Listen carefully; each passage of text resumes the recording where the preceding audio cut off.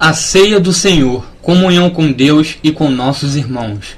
Quase todas as igrejas que proclamam seguir a Cristo observam a ceia do Senhor. O pão e o fruto da videira são elementos comuns nas assembleias de adoração de vários grupos religiosos, mas há diferenças no entendimento a respeito desta comemoração. Aqui examinaremos o que a Bíblia ensina sobre a ceia do Senhor para aprender como devemos participar dela hoje em dia. A primeira ceia, o exemplo de Jesus.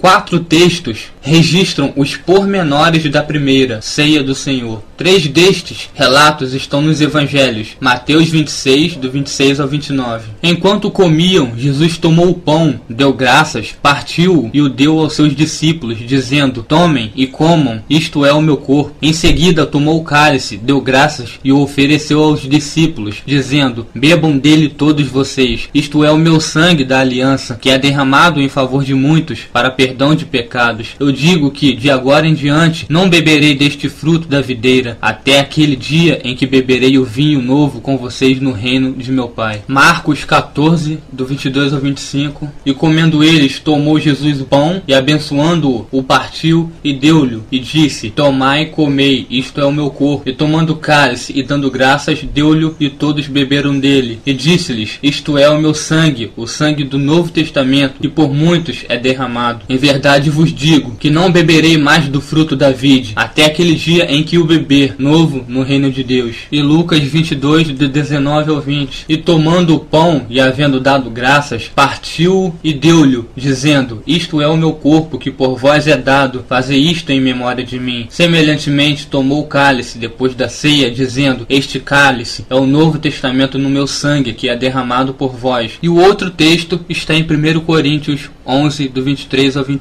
Porque eu recebi do Senhor o que também vos ensinei, que o Senhor Jesus, na noite em que foi traído, tomou o pão, e tendo dado graças, o partiu e disse: tomai, comei, isto é o meu corpo, que é partido por vós, fazei isto em memória de mim. Semelhantemente também, depois de cear, tomou o cálice, dizendo: este cálice é o Novo Testamento no meu sangue, fazei isto todas as vezes que beberdes em memória de mim. Porque todas as vezes que comerdes este pão e beberdes este cálice, anunciais a morte do Senhor até que venha. Podemos aprender como Jesus e os apóstolos celebraram a ceia comparando estes relatos. O propósito: fazei isto em memória de mim, em Lucas 22, 19. A ceia do Senhor é a nossa oportunidade para lembrar o sacrifício que Jesus fez na cruz, pelo qual Ele nos oferece a esperança da vida eterna. Porque todas as vezes que comerdes este pão e beberdes o cálice, anunciais a morte do Senhor até que Ele venha. 1 Coríntios 11, 26. A ceia do Senhor não pretende ser um memorial do nascimento, da vida ou da ressurreição de Cristo. É um momento especial no qual os cristãos refletem sobre o Salvador sofredor para serem lembrados do alto preço que ele pagou por nossos pecados. Precisamos manter este tema central do Evangelho, como em 1 Coríntios 2, do 1 ao 2, em nossas mentes, que diz: e eu, irmãos, quando fui ter convosco, anunciando-vos o testemunho de Deus, não fui com sublimidade de palavras ou de sabedoria, porque nada me propus saber entre vós, senão a Jesus Cristo e este crucificado. Os símbolos. Jesus usou 2 símbolos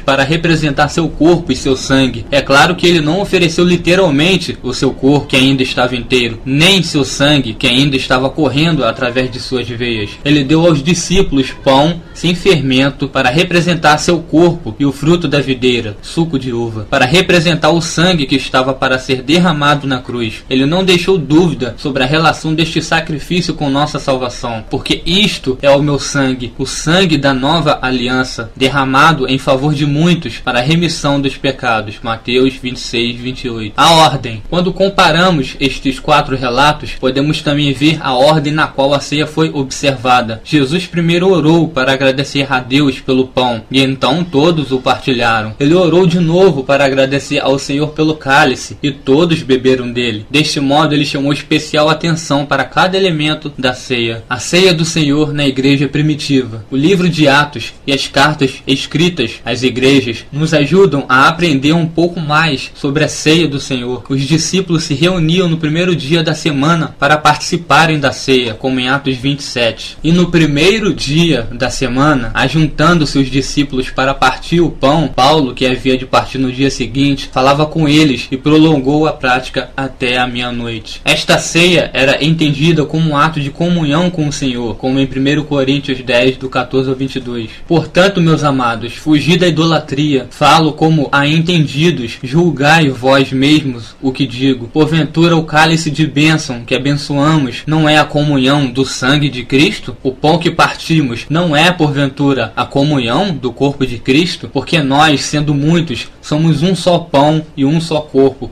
porque todos participamos do mesmo pão. Vede Israel, segundo a carne, os que comem os sacrifícios não são porventura participantes do altar, mas que digo, que o ídolo é alguma coisa, ou que o sacrificado ao ídolo é alguma coisa? Antes digo que as coisas que os gentios sacrificam, as sacrificam aos demônios, e não a Deus, e não quero que sejais participantes com os demônios. Não podeis beber o cálice do Senhor e o cálice dos demônios. Não podeis ser participantes da mesa do Senhor e da mesa dos demônios. Ou irritaremos ao Senhor? Somos nós mais fortes do que ele? Era tomada quando toda a congregação se reunia como um ato de fraternidade entre os irmãos, como diz 1 Coríntios 11, do 17 ao 20. Nisto, porém, que vou dizer-vos, não vos louvo, porquanto vos ajuntais não para melhor, senão para pior. Porque antes de tudo, ouço que, quando vos ajuntais na igreja, há entre vós dissensões, e em parte o creio, e até importa que haja entre vós heresias, para que os que são sinceros se manifeste entre vós. Cada cristão era obrigado a examinar-se para ter certeza de que estava participando da ceia de um modo digno, em 1 Coríntios 11, do 27 ao 29. Portanto, qualquer que comer este pão ou beber o cálice do Senhor indignamente, será culpado do corpo e do sangue do Senhor. Examine-se, pois, o homem a si mesmo, e assim coma deste pão e beba deste cálice, porque o que come e bebe indignamente, come e bebe para sua própria condenação, não discernindo o corpo do Senhor. Ficar sem ceiar não mata ninguém ou te leva para o inferno. Não há necessidade de alguém levar ceia na sua casa só porque você ficou sem tomá-la por quaisquer motivos. Você não é salvo por ceia, e sim pela fé em Cristo Jesus. A ceia é um memorial, como diz Cristo. Fazei isto em memória de mim. Observações sobre a ceia do Senhor. Ainda que o ensinamento da Bíblia sobre a ceia do Senhor não seja complicado, muitas diferenças de entendimento apareceram depois do Novo Testamento. O único modo de sabermos que estamos seguindo o Senhor é estudar as instruções e imitar os exemplos que encontramos no Novo Testamento. Nunca estamos livres para ir além do que o Senhor revelou na Bíblia. Veja Colossenses 3:17. E quando fizerdes por palavras ou por obras, fazei tudo em nome do Senhor Jesus, dando por ele graças a Deus Pai. E 1 Coríntios 4:6. E eu, irmãos, apliquei estas coisas por semelhança a mim e a Apolo, por amor de vós, para que em nós aprendais a não ir além do que está escrito, não vos ensoberbecendo a favor de um contra o outro. E 2 João 9. Todo aquele que prevarica e não persevera na doutrina de Cristo, não tem a Deus. Quem persevera na doutrina de Cristo, esse tem tanto ao Pai como ao Filho. Consideremos o que a Bíblia diz em resposta a algumas questões sobre a ceia do Senhor. Por que pão sem fermento? Jesus instituiu a ceia do Senhor durante os dias judaicos dos pães asmos, uma festa anual no qual somente pão sem fermento era permitido entre os judeus. Veja Lucas 22:15. E disse-lhes: desejei muito comer convosco esta Páscoa, antes que padeça. E Êxodo 12, do 18 ao 21. No primeiro mês, aos 14 dias do mês, à tarde, comereis pães ázimos, até 21 do mês, à tarde. Por 7 dias, não se ache nenhum fermento nas vossas casas, porque qualquer que comer pão levedado, aquela alma será cortada da congregação de Israel, assim o estrangeiro como o natural da terra. Nenhuma coisa levedada comereis, em todas as vossas habitações comereis pães ázimos. Chamou, pois, Moisés a todos os anciãos de Israel, e disse-lhes: escolhei e tomai vós cordeiros para vossas famílias, e sacrificai a Páscoa. Podemos apreciar mais claramente o significado do pão sem fermento quando consideramos o significado simbólico do fermento na Bíblia. Não era permitido fermento nos sacrifícios oferecidos a Deus no Velho Testamento, Levítico 2:11. Nenhuma oferta de alimentos que oferecerdes ao Senhor se fará com fermento, porque de nenhum fermento, nem de mel algum, oferecereis oferta queimada ao Senhor. A ideia de impureza ou pecado é claramente associada com fermento em vários textos. Por exemplo, Jesus usou fermento para falar simbolicamente de falsas doutrinas em Mateus 16, do 11 ao 12. Como não compreendestes que não vos falei a respeito do pão, mas que vos guardasseis do fermento dos fariseus e saduceus? Então compreenderam que não dissera que se guardassem do fermento do pão, mas da doutrina dos fariseus. Paulo usou fermento para representar falsa doutrina e corrupção moral em Gálatas 5, do 7 ao 9. Corrieis bem quem vos impediu para que não obedeçais à verdade? Esta persuasão não vem daquele que vos chamou. Um pouco de fermento leveda toda a massa. E o versículo 13 e o 16. Porque vós, irmãos, fostes chamados à liberdade. Não useis então da liberdade para dar ocasião à carne, mas servi-vos uns aos outros pelo amor. Digo, porém, andai em espírito, e não cumprireis a concupiscência da carne. E 1 Coríntios 5, do 6 ao 9. Não é boa a vossa jactância? Não sabeis que um pouco de fermento faz levedar toda a massa? Alimpai-vos, pois, do fermento velho, para que sejais uma nova massa, assim como estáis sem fermento, porque Cristo, nossa Páscoa, foi sacrificado por nós. Por isso façamos a festa não com o fermento velho, nem com o fermento da maldade e da malícia, mas com os ázimos da sinceridade e da verdade. Quando devemos observar a ceia do Senhor? Jesus mostrou aos seus discípulos como participar deste memorial, mas não especificou quando. Aprendemos quando os primeiros cristãos observaram a ceia pelo exemplo dos discípulos em Troade, no primeiro dia da semana, estando nós reunidos com o fim de partir o pão, em Atos 27. Quando seguimos este exemplo e participamos da ceia do Senhor, relembramos frequentemente o sacrifício que Jesus fez por causa de nossos pecados. Quando meditamos sobre o Salvador, sofredor no domingo, é mais fácil resistir a tentações durante o resto da semana. Quando entendemos o alto preço que Jesus pagou por nossos pecados, esforçamo-nos para evitar qualquer coisa que possa magoá-lo e tornar vão seu sacrifício. Por que precisamos participar da ceia? Em Mateus 26, do 26 ao 30, sabemos que a ceia é um momento de, no versículo 26, partilha, no versículo 27, renovação da aliança, no versículo 28, ação de graças, no versículo 29, anunciar a vinda de Jesus, e no versículo 30, preparação para sair e vencer o mundo. Onde devemos participar da ceia? A ceia do Senhor é um ato de comunhão entre cada cristão e o Senhor, e é também um ato de comunhão entre cristãos. Em Atos 20, versículo 7, os discípulos se reuniam para partir o pão. Em 1 Coríntios 11, do 20 ao 22, distingue entre a ceia do Senhor, que era o propósito de sua reunião como uma congregação, e as refeições comuns que eram tomadas nas casas de cristãos. De sorte que quando vos ajuntais num lugar não é para comer a ceia do Senhor, porque comendo cada um toma antecipadamente a sua própria ceia, e assim um tem fome e outro embriaga-se. Não tendes porventura casas para comer e para beber? Ou desprezais a igreja de Deus e envergonhais os que nada têm? E vos direi, louvar-vos-ei? Nisto não vos louvo. Não encontramos nenhuma autoridade na Bíblia para participar da ceia do Senhor a sós ou fora da assembleia da igreja. Os critérios para participar da ceia são ser discípulo de Jesus, aceitar a Jesus como seu Senhor e Salvador, estar em comunhão com Deus, com o próximo e consigo mesmo, em Mateus 22, do 37 ao 39. E disse-lhe Jesus: amarás o Senhor teu Deus de todo o teu coração, e de toda a tua alma, e de todo o teu pensamento. Este é o primeiro e grande mandamento. E o segundo, semelhante a este, é: amarás o teu próximo como a ti mesmo. E confessar os pecados significa reconhecer nossa necessidade do perdão de Cristo e confirmar nosso compromisso com Ele, em 1 João 1,9.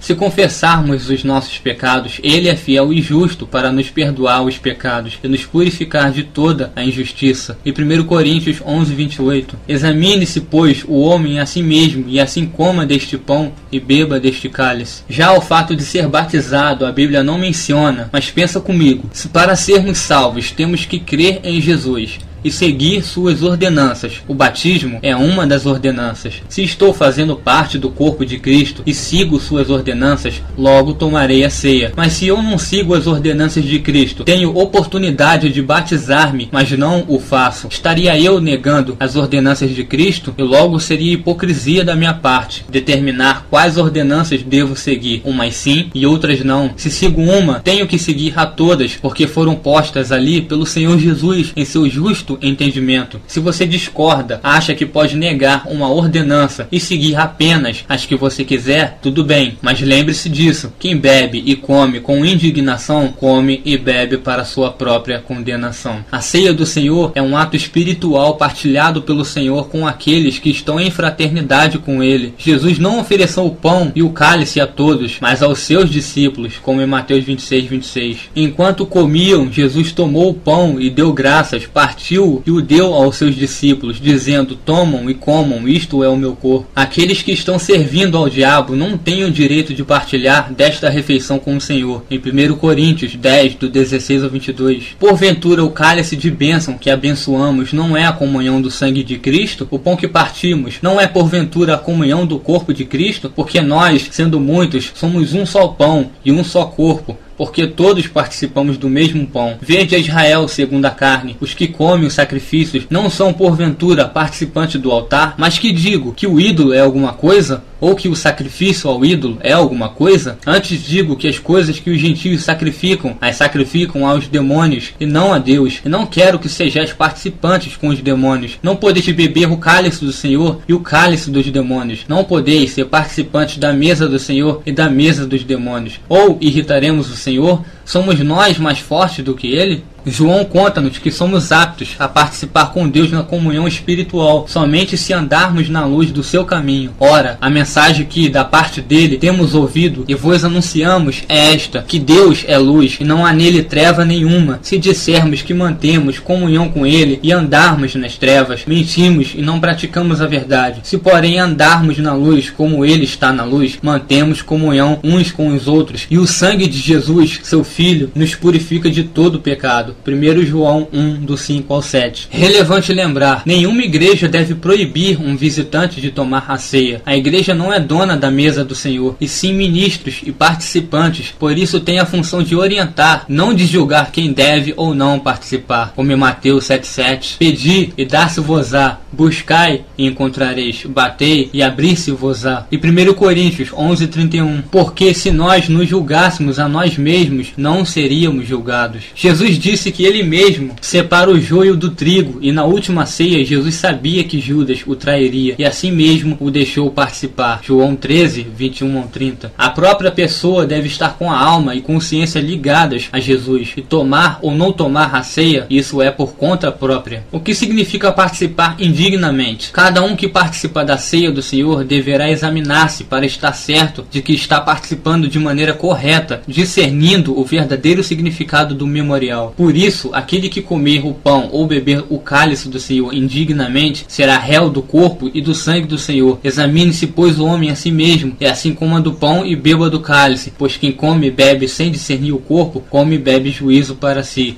Em 1 Coríntios 11, do 27 ao 29. A palavra indignamente é frequentemente mal entendida. Ela não descreve a dignidade da pessoa. Ninguém é verdadeiramente digno de comunhão com Cristo. Esta palavra descreve o modo de participar. A pessoa que não leva a sério esta comemoração está brincando com o sacrifício de Cristo, está se condenando por não discernir o corpo de Cristo. É imperativo que esqueçamos as preocupações mundanas e prestemos atenção exclusivamente à morte de Cristo. Se tratarmos a ceia do Senhor como um mero ritual, ou se a tomarmos levianamente, deixarmos de meditar no seu significado, condenamos-nos diante de Deus. Interessante ressaltar: o termo Santa Ceia comumente é usado pelos crentes, mas a Bíblia não revela este termo Santa Ceia. Este memorial, ordenado por Jesus, era chamado de somente ceia, ou ceia do Senhor, como em 1 Coríntios 11, do 20 ao 21. E também foi chamado em alguns momentos de partir do pão, em Atos 2, 42. Não que vocês esteja invalidando o processo dizendo Santa Ceia, mas saiba que o único santo foi e sempre será Jesus Cristo. Então, o correto é dizer-se Ceia do Senhor ou simplesmente ceia. Algumas outras igrejas ceiam de outras maneiras, mas à luz da Bíblia, este é o modelo mais correto. A ceia do Senhor, passado, presente e futuro. Passado, olhamos para trás, para o sacrifício que Jesus fez na cruz, entendemos isto como sendo o fundamento e o centro de nossa salvação. Presente, quando meditamos no terrível preço que Jesus pagou para nos redimir de nosso pecado, nossa decisão de resistir à tentação é fortalecida. Futuro, entendemos que a morte de Jesus é a base de nossa esperança e assim proclamamos nossa fé nele quando olhamos em frente para a volta do Senhor e para a nossa salvação eterna. Não podemos esquecer nunca aquele dia no Calvário em que Jesus deu sua vida para salvar a nossa.